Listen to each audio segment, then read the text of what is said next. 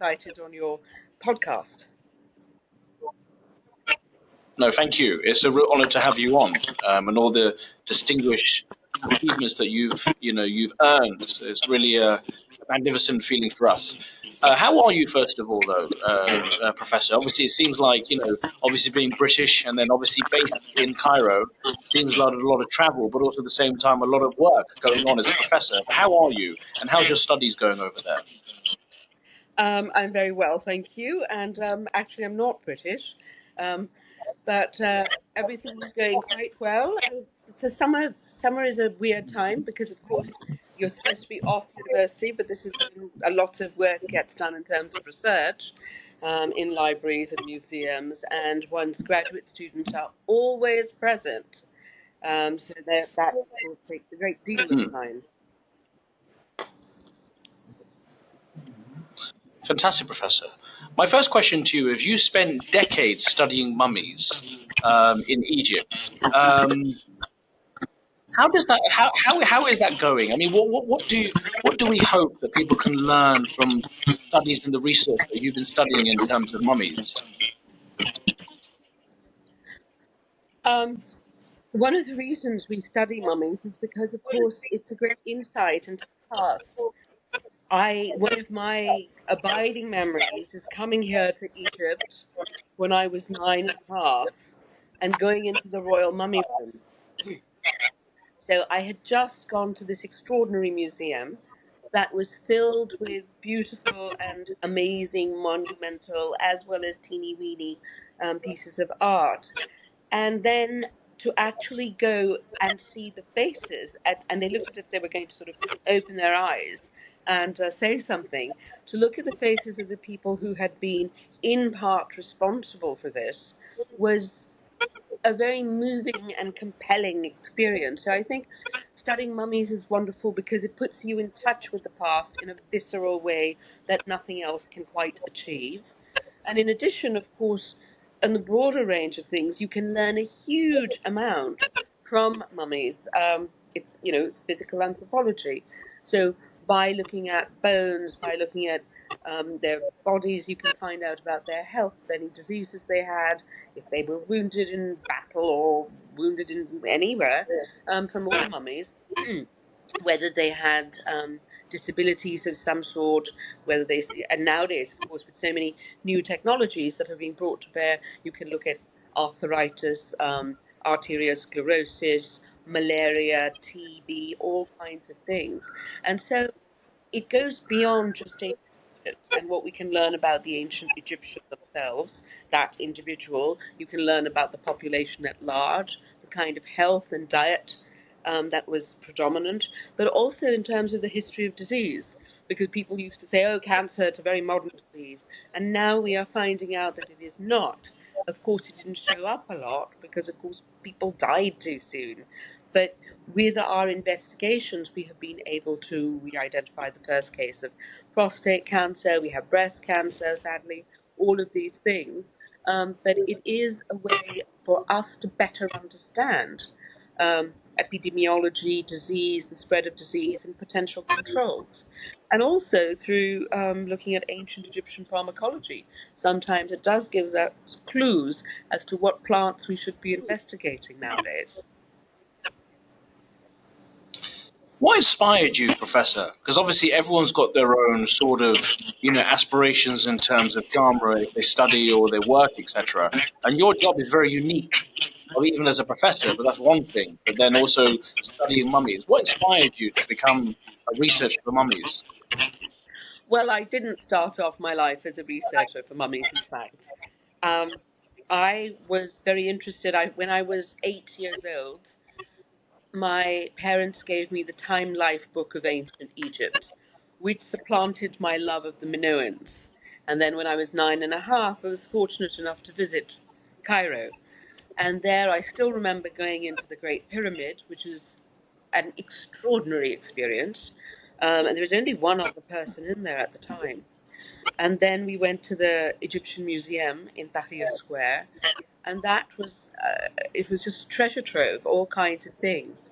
And I was wandering around, and then I bumped into the base of the sort of the vitrine for a statue, and I turned around and I looked at them, and they were painted limestone statues of Rahotep and his wife Nofret, and they looked alive. And suddenly, at that point, I had an epiphany. I felt that this is it; these are my people. And then we went upstairs, and there was Tutankhamun, and he had been 9.5. I was 9.5. So clearly, we were destined to be great friends. And so I was enthusiastic, and my parents thought, "How nice! She's interested in history."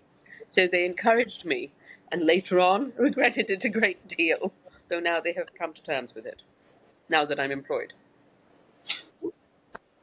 What have you learned, Professor? I mean, it's all good, us having this conversation in terms of, in terms of illnesses, in terms of, mummies and what you can see, and we will get into that more. But what have you learned psychology by, being a researcher? I'm sorry, I didn't quite catch the question. So my question is, what did you learn as a researcher? What have you learned psychology in terms of, researching mummies?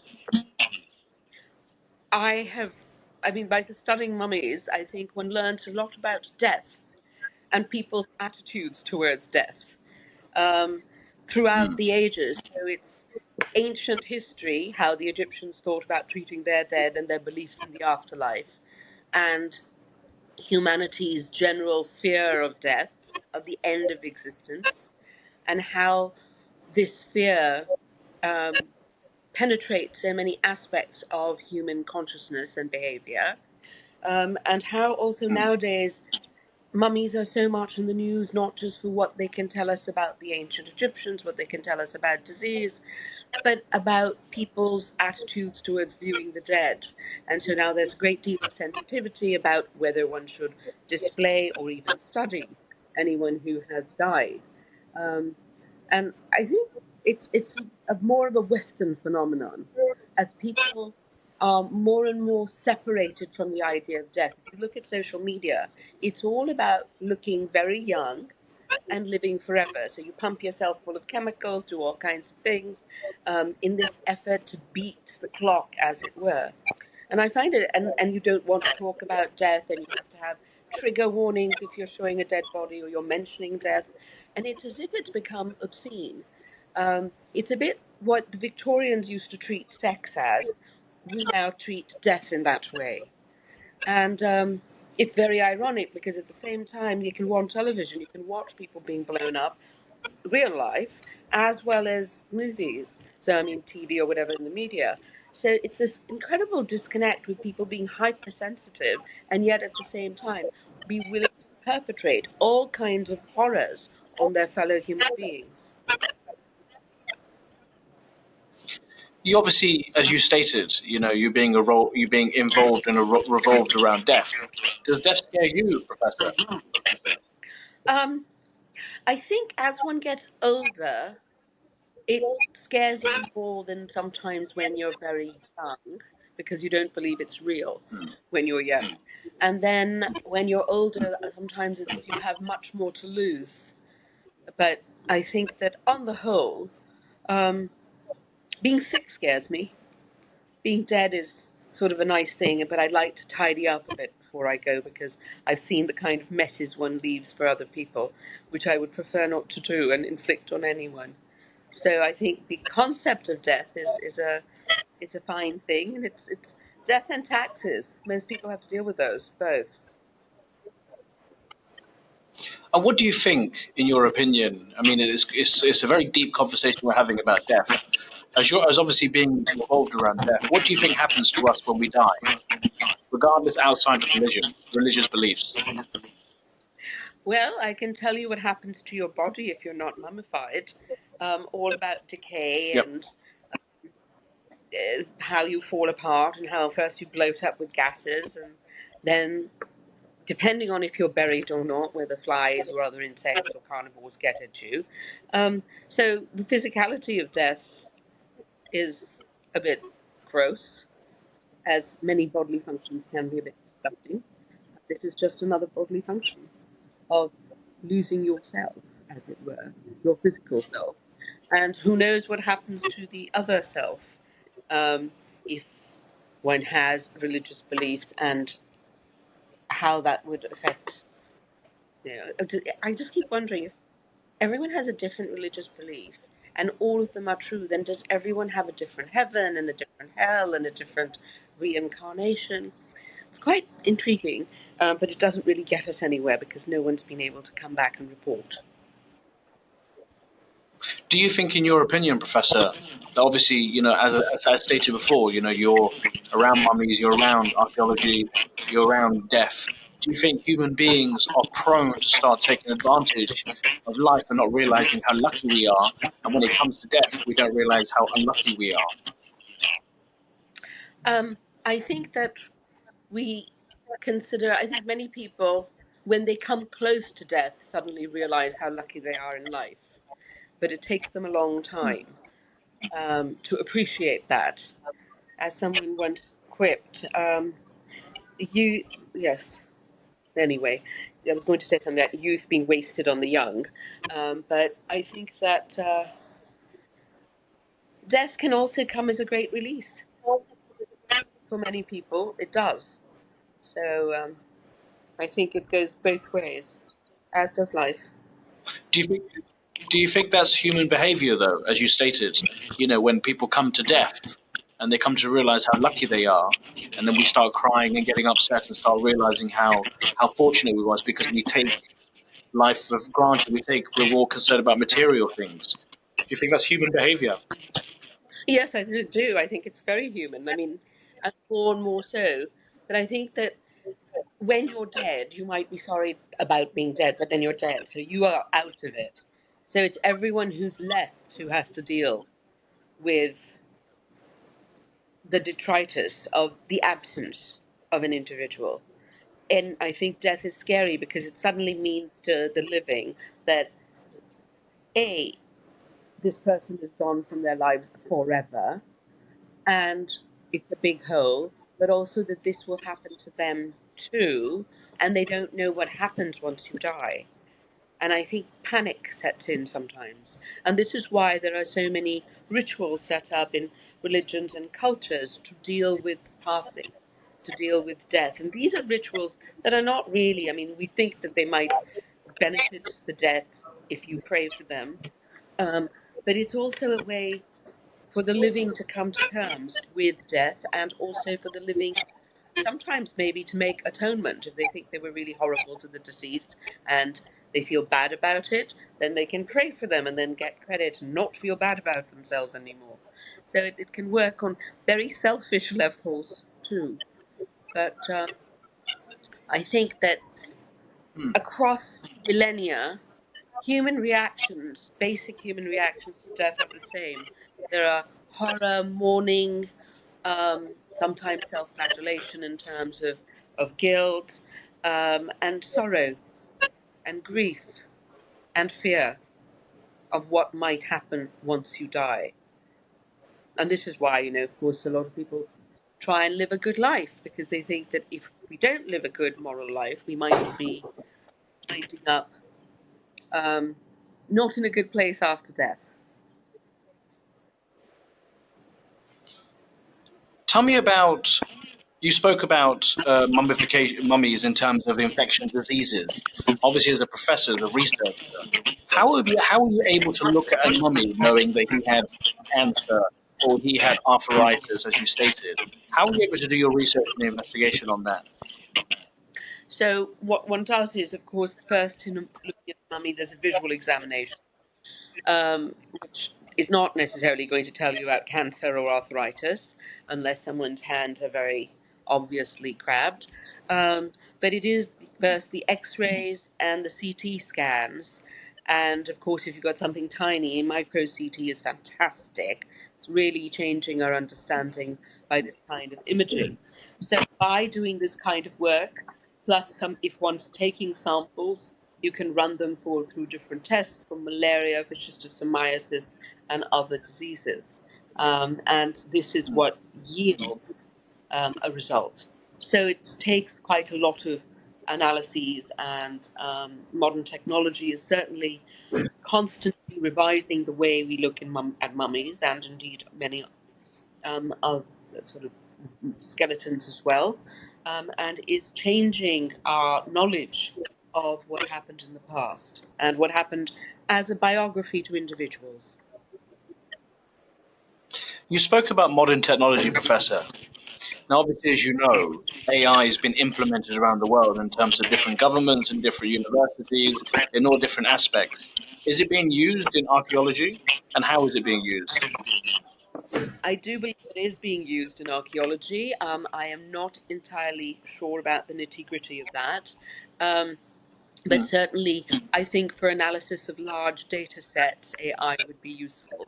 But the thing is that you have to feed the information in before it can do anything. So um, that sometimes slows things down. But first, also for predicting where sites might be based on GIS information and surveys and looking at landscape and analyzing landscapes, one can see maybe how it would predict accurately, we hope, um, sites, and I think this would be particularly useful in forested areas. That it's harder to see things than even where using LiDAR or whatever. Because if you've got some predictions, then you can use your LiDAR in those areas and do some sort of equivalent of not exactly ground truthing, but um, it would be quite useful for that.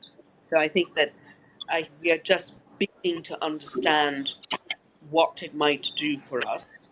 Though at the same time, as a university professor, I'm quite worried about AI because I feel the more you give up using your own brain, the less your brain is used to being used, and it's like a muscle. It stops working as well. So if students rely on AI to write their papers, that means they're really, why are they even bothering to go to university? They might as well pay someone to get a degree because they're not learning anything. So I think that it is a problem, and it could potentially lead to creating generations of people who are easily led, cannot think critically, cannot analyze things, and wind up being sheep and really malleable in the hands of someone who wants to manipulate them.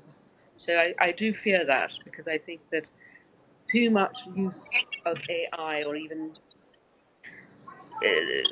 without having good training of a basic nature is very dangerous. Do you think, Professor, that universities should have a control over AI, as you stated before, that students will end up using AI for essays and not having to work so hard, and like you said, brain brain power. Do you think universities should have a threshold on that? How would they implement something like that? That's the question. I mean, I'm I just. mean, Hmm. yeah, no, I mean, I don't think one can implement it. I think it should be the student's choice, and they should Hmm. choose not to use it. Of course, the whole problem is everyone wants an A, and in fact, people complain when they don't get A's. And you think, well, everyone can't get an A. This idea that all people are the same is untrue. I can be very good at certain aspects of archaeology and Egyptology. I'm complete rubbish at economics. And I have a hard time sometimes, hanging a picture straight. So everyone has capabilities, they're not all the same. And I think this whole grade crisis is not a good thing because obviously it makes people so hysterical that that's all they think about. And they don't think about what they're learning because the point of going to university is actually to learn something. Does that anger you, Professor, knowing that students do end up giving you essays or giving you things that are used by AI, and obviously you can tell if you cannot tell. But does that anger you? Yes, because I waste more time checking plagiarism than reading their work and thinking about their brain. Of course, it's irritating. In the old days, one would just check footnotes. Now I still check footnotes, and I just think, my God, I got all of that wrong. Extraordinary. Hmm. But Tell me yes, about it's very. Tutankhamun. I want to go more in. I want to go more into archaeology and more Egyptian culture and his Egyptian history. Sorry. Tell me about Tutankhamun. Something that we don't know Well, about there. Well, I think that if we don't know it, I would not be able to tell you because I wouldn't know it. Um, so it depends. What kind of things do you want to know about Tutankhamun, for example? I mean, his life, his Let's, diet. yeah. Hmm. I mean, ancient Egypt. Um, well, basically, I think I'm Tutankhamun has become a phenomenon because he came to the throne young, but he really Hmm. became a phenomenon because we found a relatively intact royal tomb in the Valley of the Kings.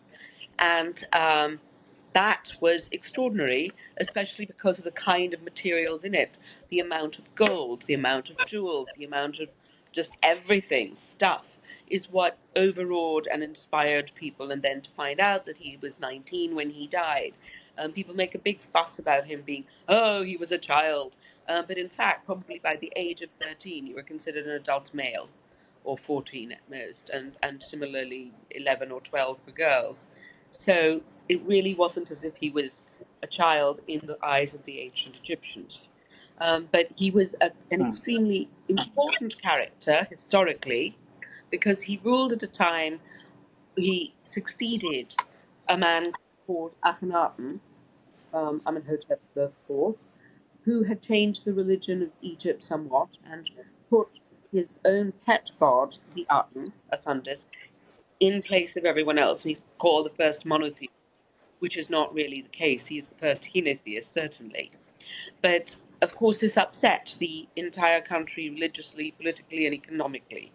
And so Tutankhamun came about and restored the old order and made sure that Egypt was in balance again. And that is, in fact, one of his biggest gifts um, to ancient Egypt.